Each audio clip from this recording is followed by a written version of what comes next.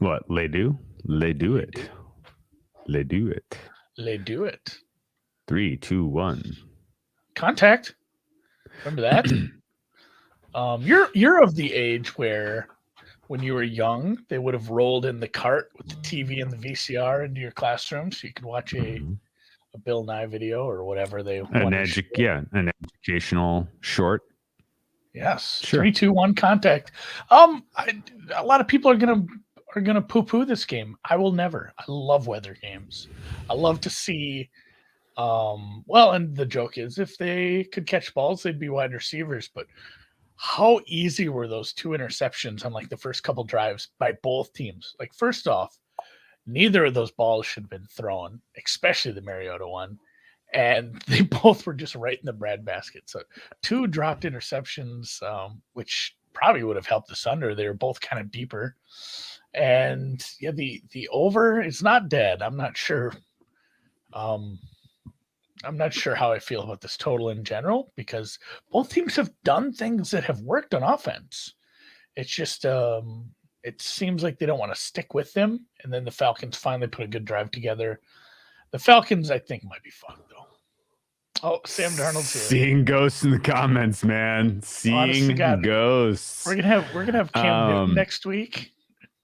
Oh, you did Jake Plummer play for the Panthers? Jake Delhomme. Delhomme, there we go. Yeah. The last Kerry guy, Collins? the last time we really talked a lot about UCLs and quarterbacks was Jake Delhomme. Although maybe we should be talking about with Matt Stafford. Kerry Collins, that's a separate conversation. Thank you for filling me in, Andy, because I'm just gonna have to take your word for it. It was very easy to tune this game out. I'm inclined to say Panthers. They look to at least be able to take advantage of the shit defense that Atlanta trotted out here tonight. Panthers. Yeah, Panthers are running the ball. Over.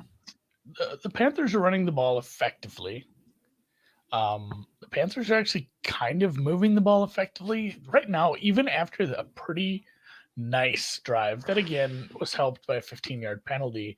The Falcons have 96 total yards, 3.7 per play, which makes 159 by the Panthers not look so bad. But yeah, both offenses struggled, and I wanted to come into this halftime and say something along the lines of like, hey, guess what, Arthur Smith? The run game is not working tonight. They're really keying on your runs. It's not going anywhere. You need to throw the ball because early in that first quarter, Mariota found some open receivers. Like there was a few spots where he was able to get the ball downfield, but by the time we got to halftime, my point was moot because all of a sudden, it just kept getting worse up front.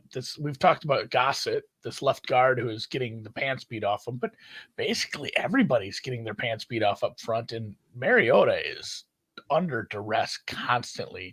So even if they are getting separation down the field, he's running around avoiding 2 or 3 people in the backfield on a lot of these plays. So I guess they had the one nice drive at the end. I don't understand how Atlanta just gets this offense going. If they can't run, what are they going to do?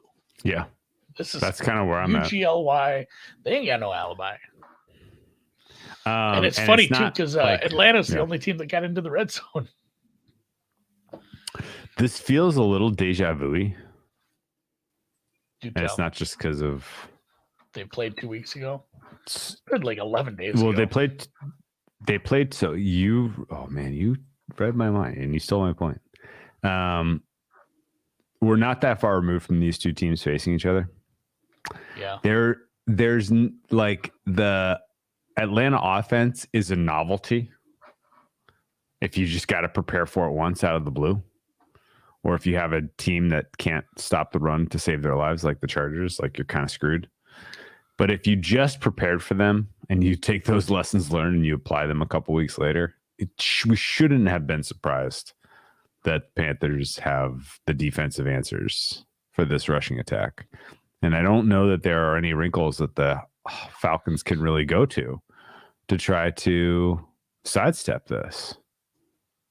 I don't think there's an adjustment that they can make at halftime to make this offense look good. Am I crazy? No, I do want the only fly in the You know what that makes me want to play? that final drive was something, but again, it was a bit of a stepping into gear tempo drive. Maybe they try to do that, but I don't know. Yeah, Atlanta looks so dead on most of these drives. Should we just? Do you want to go under? Under 19.5. Yeah. Okay. There's a decent chance the wind doesn't quit or gets worse. The other reason I have a deja vu feeling about this game. By deja vu, do you remember there was 43 points in the second half in the last time? Oh, were there really? 46 if you count overtime, but that was indoors and the teams were moving the ball nice. Yeah, no, the other reason I have deja vu is because there was a Thursday night game in late October, not early November, October 29th, 2020, where Atlanta went to Carolina on a Thursday and played a primetime game. That sucked. PJ Walker will remember in the chat. Will remember this because he took a handful of snaps in that game, so he'll remember it fondly. But that was a Matt Ryan put the game on ice, 25-17 win with just an ugly second half there. Similar conditions, just windy, wet. It wasn't quite as cool, but it was gross. But you know what reminded me of it that was happening, or like the deja vu moment? Yeah, I was going to say, where are we getting the deja vu from? So for the first quarter, they like did a commercial cut and they just did like a still shot of the NASCAR Hall of Fame, you know? Yeah. And it was like, yeah, it's the same B-roll. It's the same B-roll. I was like, I've seen this before during a Thursday night football game between the Panthers and the Falcons. I was like, what the fuck? Was that last year? No, it was 2 years ago. It was October 29th. Anyway, I am enjoying PJ Walker's commentary. I'm enjoying the fact that we have just an influx of Panthers quarterbacks in the chat now.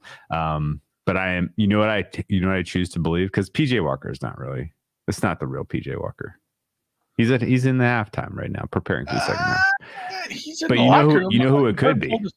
It definitely could be Matt Rule, and he could be beefing with the likes of Joe Brady or one of the other fired folks.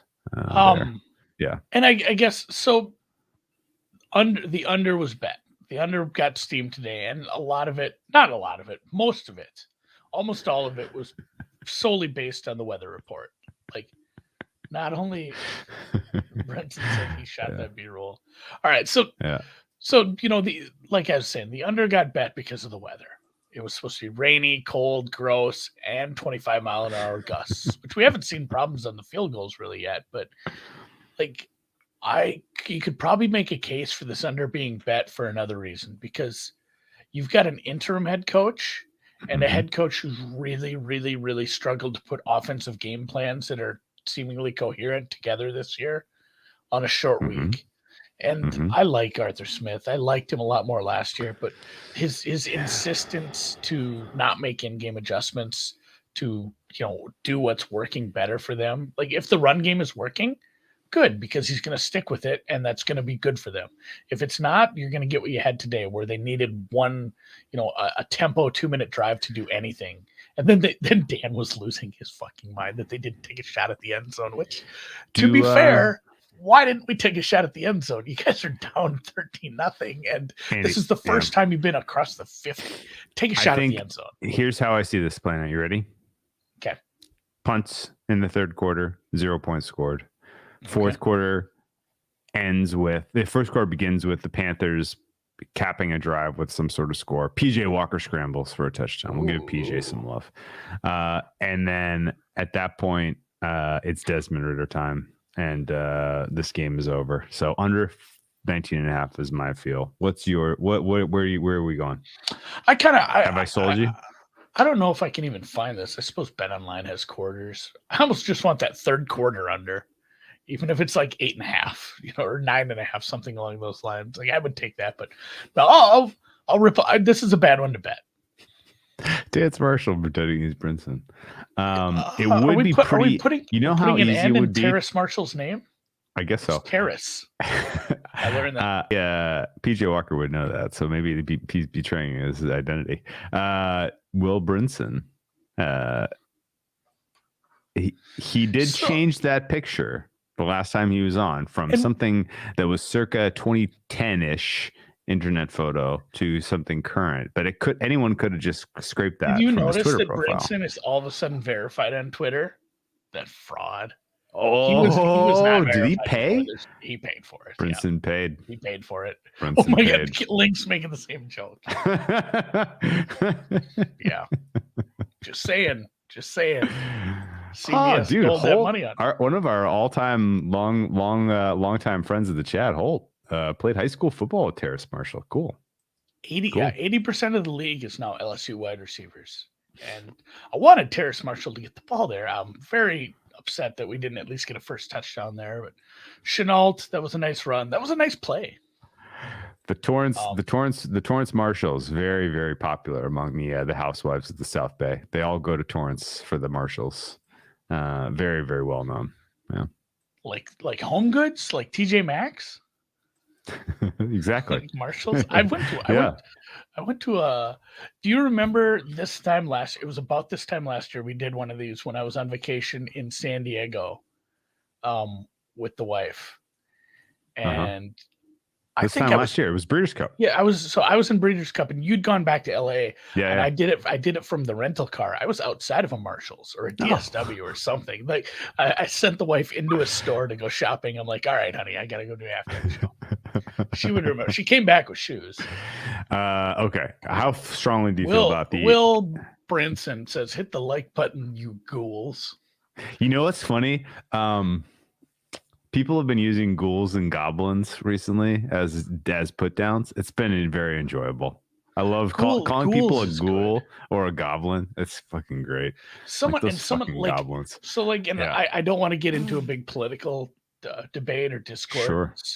I know it's going to be hard to like. Maybe I should pick a Democrat too, but like, sure, a creepy old man who's also in politics. It's fun to call like. So Ted Cruz. Yeah. Ted Cruz is a ghoul, correct? Oh yeah, like absolutely. Ghoul.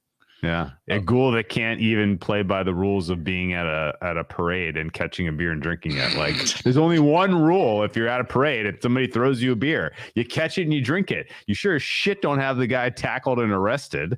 That was awful. Peppered by beer was pretty awful. funny. Awful. Turkeys is a good one. We are getting to that point. One of my Turkey's fun. One of my favorites was he is the Hawks. Dan's watching this. Dan is stuck in the Atlanta sports schism tonight. But my favorite is from our friend down under, tennis star, Nick Kyrgios. He has a lot of good ones. I'm trying to think. Muppet. You Muppet. Yeah, so it wasn't Muppet. What was it? And I'm trying to think of he was arguing. So these aren't things he says to random people. He will actually go into the Instagram go with the people in the crowd. Well, no, these are other tennis players that he has to play and see every week. And he'll argue with them on Instagram. And he called one. He said, "You absolute fucking pelican." Pelican, you pelican. And it just killed me. You absolute like pelican. Calling someone a pelican. Yes. It doesn't make any sense. And it wasn't just pelican, it was absolute pelican. How are we not at overtime yet? How are we not kicked off? Absolute pelican. I forgot about that. And Patrick, remember what he said to Stan? A little less repeatable. That wasn't very nice. Yeah. Some of my favorite tennis is Fabio Fonini, because he'll say horrible things in Italian because he knows people. Yeah, and he puts the accent on it every time. It is incredible. Yes. World Cup outrights coming tomorrow. Brown bag bets. I'll have some World Cup bets. I have a couple. Do you have any tips for me? I'm going to do the Bet the Process World Cup Calcutta. My tip. Do you need to do that? Because it's soccer, dude. Because I'm going to lose money. Yeah. Okay. Yeah. All right. I want some skin in the game. Come on, man. I can't give away any secrets yet, but we could take some from the chat. Better Life says Serbia. You know what sucks about an under is when the team loses the ball. Was that a catch? It was close. I'm not 100% sure that's a catch, but also it's good field position for our Falcons. Oh boy. Grape Street 4-H. What up, cuz? Pigeon is a good one too. Pigeon. Yeah, I've heard some Uruguay. I'm not super sold on them. I am sold on just South America in general. Did you know Uruguay won the first World Cup? Yeah. Not sure people know that. Didn't look like a catch. I don't know. We're probably just going to cut the stream short because by the time it's going to be 15 minutes before we get another play, I'm sure they're going to look at this forever. You got any thoughts or commentary on the Heat sucking balls in the fourth quarter? They lost the sponsorship for their arena. Yeah, we're playing this game. What was the joke today? 404 bad Gateway. Gateway Arena. Yeah. Yes, FTX obviously no longer going to be able to cash checks for the naming rights there. I wouldn't be surprised if crypto.com is next in line, by the way. Yeah, I don't even really know what crypto.com is. I knew what FTX was. Crypto.com much less liquid as far as I could tell you. Well, we'll get to a point here where we'll talk about Qatar, and this will be the last thing that we'll bring up, but like power rank your championships or like sporting events that you would want to go to, like top 5. Like I would want to go to a Wimbledon men's final. I would want to go to because right now, honestly, World Cup is in my top 5, and there's no chance. Like if you booked the tickets, paid for the tickets, the plane, the tickets, the hotel, and everything, I would still think awful hard about not going to Qatar. Dude, have you seen these rules? It's like, no dating. No. The one was just like, I get, you should always go everywhere and be respectful to each other's cultures. But the fact that they had to like have a stick man laughing at a mosque and put a sign through it, like, you got to be careful. You really do. I think you could get a lot of trouble over there if you're you don't walk that line. But all right, here, top 5 before we go. I need to think a little bit more carefully because you just dumped this on me surprise style. Number 1 for me is going to be Winter Olympics in Cortina next cycle, Italy. Okay. Sure. The reason is, oh my God, we can't. This isn't long form, Drew. Straightforward. This is why this is easy. Number 1. Okay. Here's my 6 reasons. Everybody that goes to the Winter Olympics, we're gonna get through 5. They go just to watch. Okay. And that means that they like the resort itself and the ski, like you get to watch world-class skiing. And then if you go ski, you're like the only one that's there prepared to do that. Okay. And so skiing in the Italian Alps would be fucking sick while also watching all of the best of the Winter Olympics. Squid Games. That's kind of fucked up, Cal. So first for me would be Winter Olympics. I would put Roland Garros over Wimbledon to see in person. I think I would too. Just because I feel like it's a better venue. It's a better venue and it's cooler to watch. It's like it's a better watch.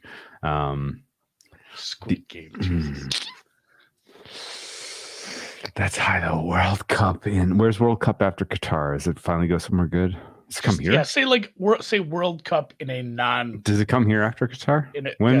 Yes. That's how we qualified. It's North America. There'll be some in Canada and Mexico too, I believe, but it is coming here. So World Cup. I don't know. That's not as desirable. Your World Cup in like a European country would be cooler. Yeah, Drew's writing a GRRM novel. I wish GRRM would actually write a novel. Do you have 2 more? Or do I have to just great. Masters easy.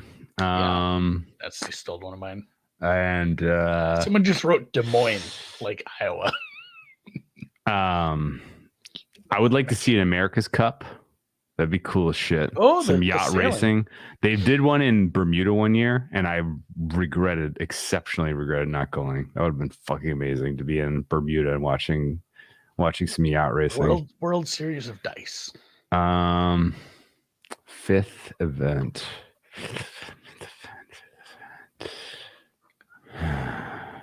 Yeah, I think I got my bases Ohio covered State, here. Michigan. My Oh fun fact, shit, college. Oh yeah, my friend got fuck. to go to Ann Arbor twice in 3 weeks because he went to the Ohio State Michigan game, then had to drive back to appear in court.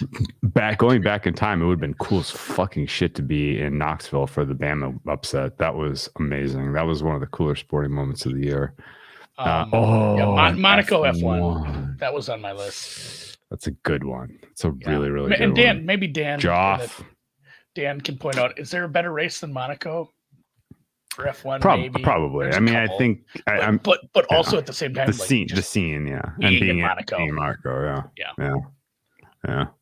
Night game in Death Valley. Dan points out that's pretty high on the list. Like that's an electric atmosphere. Yeah. Either Death Valley. Honestly, do you remember the what they did before that Clemson game a few weeks back, where they showed them like riding the bus around the stadium and stuff and coming down? That was some pretty cool production. Yeah. Duke, UNC, and Cameron, I have been to. The Duke fans the Duke fans make that a tough hang. I'll just leave it at that. Yeah, they do. Yeah. All right, Masters. Masters, and I'm not doing any order. Masters for sure. Honestly, a Summer Olympics somewhere in Europe would be Paris pretty cool. is coming up. I would actually Paris is coming up. That'd be cool. I would probably go to a bunch of the that was holding by a lot. I would go to a bunch of the events. The Monaco F1 race. Mm-hmm. Honestly, world's biggest cocktail party. There's so many SEC matchups that would be great. I think Dan hit it on that though. LSU at night with like Bama coming in would be really, really good. And then, oh man, there's so many good ones. Fight night in Vegas would be fucking amazing. If you could go back, if we ever get to the point where there's like a Conor McGregor at the peak of it, or even boxing where we had Pacquiao Mayweather or something where they you had a couple of fighters really at the height of it, I would go to one of those, like just front row seats at like the MGM or something. My God, that would be fucking sick. Yeah, and Masters is number one with Masters. It's super hard. Yeah, running the Bulls is a good call. Yeah. Yep. Link just says rad. I don't know if he's talking about the bike movie where is that where Juliet and they do the bike dancing? I would watch that. Absolutely. So on that note, how is there still 12 minutes left in this quarter? I don't know. Really I think the refs are against us on this under. We'll close with one more from PJ Walker. The duel between Hamilton and Burr. It sucks when you know how it ends, though. And you know what else sucks, PJ? The 18th century, 1770, whatever that was when they were dueling. I don't think you wouldn't have wanted you wouldn't have wanted to be there for that. I promise you. You know what? Burr did not want to miss his shot. That's my Hamilton joke. So, all right, we'll cheer for this drive to end with one of those. A punt, another sack on third down where we see a punt after they're clearly in field goal range would be lovely. Penalties. Will's pointing out a joust. A joust would be dope. Yeah. Coliseum, Christians full on Coliseum. Yeah, that'd be pretty messed up. All right, there was good. Apparently there was betting on that at least. So sure. Cheers to you.